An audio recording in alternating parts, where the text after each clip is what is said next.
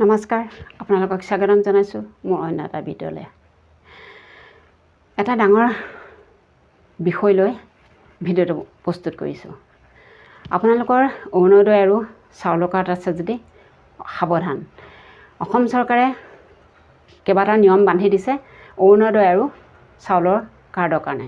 যিখিনি মানুহে ফ্ৰী চাউল পাই আছে, যিখিনি মানুহে কাৰ্ডৰ চাউল পাই আছে, গাই প্ৰতি 5 কেজিকৈ আৰু কোনোবাই পাই আছে 35 কেজিকৈ।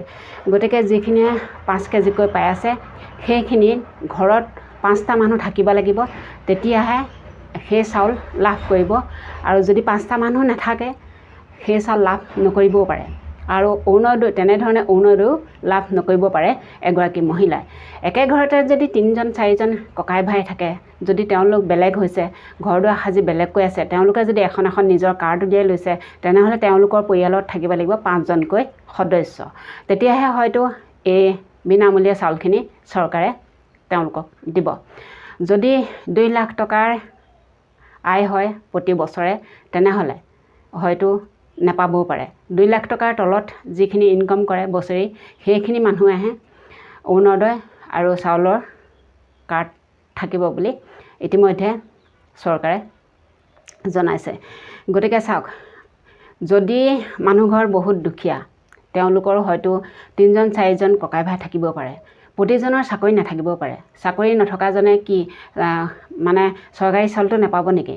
সেই মহিলাগৰাকীয়ে চৰকাৰী অৰুণোদয় আঁচনিটো নাপাব নেকি?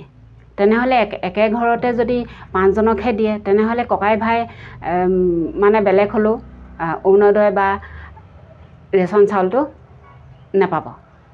তেনেদৰে বাতৰি প্ৰচাৰ কৰিছে আৰু সেই বাতৰিটো পাই অলপ মানে বেয়া লাগিলে।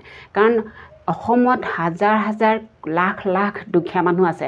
গতিকে সেই দুখীয়া মানুহখিনিৰ মুখাৰ আগৰ পৰা যদি অৰুণোদয় আৰু চাউলৰ কাৰ্ডটো যদি লৈ ল'বলৈ হয়, তেওঁলোকে যদি নাপাবলৈ হয়, তেনেহ'লে খেতি বাতি নথকা নিচলা দুখীয়া মানুহখিনিয়ে বাৰু কেনেকৈ খাব? এবাৰ ভাবকচোন। আজিকালি অসমত হাজিৰা হৈছে কেইটকা বাৰু? খুব জোৰে দিয়ে 300 টকা। অসমৰ ফেক্টৰীবিলাকত, কোম্পেনীবিলাকত 300 350ৰ বাদে হাজিৰা মানুহক নিদিয়ে। তেনেহ'লে যদি চৰকাৰী চাউলকেইটা পাই থকা অৱস্থাত যদি সেই চৰকাৰী চাউলকেইটা সেই মানুহ ঘৰে হেৰুৱাবলগীয়া হয়, তেনেহ'লে সেই পৰিয়ালটো কেনেদৰে চলিব?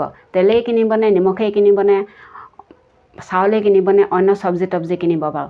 মানুহ ঘৰ অৱস্থা কেনেকুৱা ধৰণৰ হ'ব যদি একে ঘৰ মানুহতে 2খন 3খন কাৰ্ড থাকে? আজিকালিতো মানে ল'ৰা ছোৱালী বিয়া পতাৰ পাছত ল'ৰা বেলেগ হৈয়ে একেখন ঘৰতে মাক বাপেকৰ লগত 3টা 4টা ককাই ভাই সতি কেতিয়াও নাথাকে। এদিন নহয় এদিন তেওঁলোক বেলেগ হ'ব।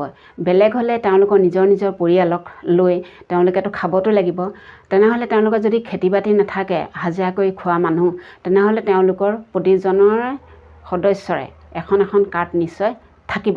গতিকে তেওঁলোকে যদি চাউল লাভ নকৰিবলৈ হয়, তেনেহ'লে তেওঁলোকৰ দুৰৱস্থা কেনেধৰণে হ'ব? হয়তো ৰাস্তাত আহি তেওঁলোকে ভিক্ষা মাগি তেওঁলোকৰ পেট পূজা কৰিব লাগিব, পেট পুহিব লাগিব, ল'ৰা ছোৱালীক পঢ়াব লাগিব, ল'ৰা ছোৱালীক শুনাব লাগিব, ডাঙৰ কৰিব লাগিব। তেনেধৰণৰ বহুত কথা আহি পৰে।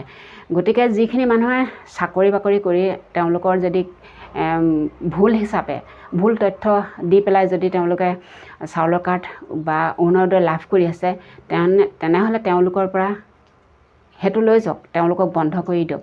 যদি একে ঘৰ মানুহতে দুখীয়া মানুহ ঘৰত 2জন 3জন ককাই ভাই আছে, সেই তেওঁলোকে বেলেগ হৈ এখন কাৰ্ড উলিয়াই লৈছে, যদি তেওঁলোকে যদি সেই চাউল লাভ নকৰে, তেওঁলোকৰ কিমান কষ্ট হ'ব, দুৰৱস্থা কেনেকুৱা হ'ব মামাই এবাৰ ভাবি চাব।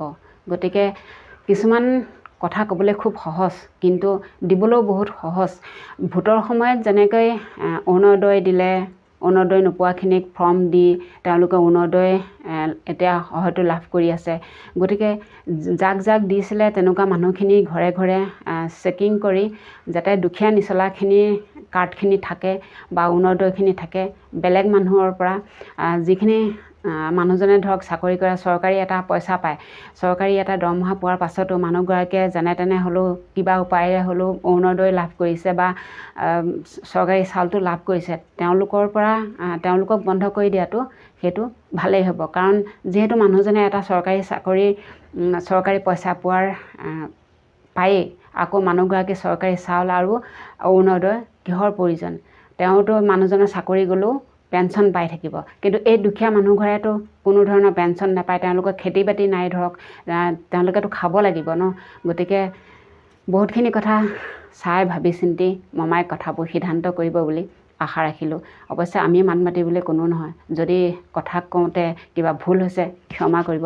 আচলতে নাজানো, বেছিকৈ কথা ক'ব, বেছি পঢ়া শুনা মানুহো নহয়, কিন্তু কিছুমান বাতৰি চালে মনটোত এনেকুৱা লাগে যেন কিবা এটা ক'ম সেনেকুৱা লাগে। সেইবাবে আচলতে ভিডিঅ'বোৰ বনাবলৈ মন যায়। আচলতে আমিও নিজেই দুখীয়া ন।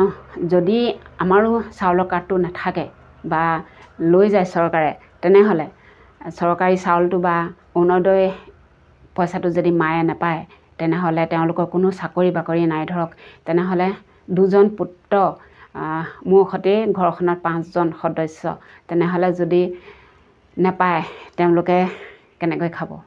বহুতো কথা চিন্তা কৰি কিছুমান কথাত মাত মাতিবলৈ মন যায় আচলতে। আৰু আমাৰ পৰিয়ালটো বুলিয়েই নহয়, আৰু তেনেকুৱা বহুত দৰিদ্ৰ পৰিয়াল আছে যিখিনি কোনো চাকৰি বাকৰি নাই, অৰুণোদয় পইচাকেইটা মাহেকে পায়, সেইকেইটাতো কেতিয়াও যোৱা নমৰে।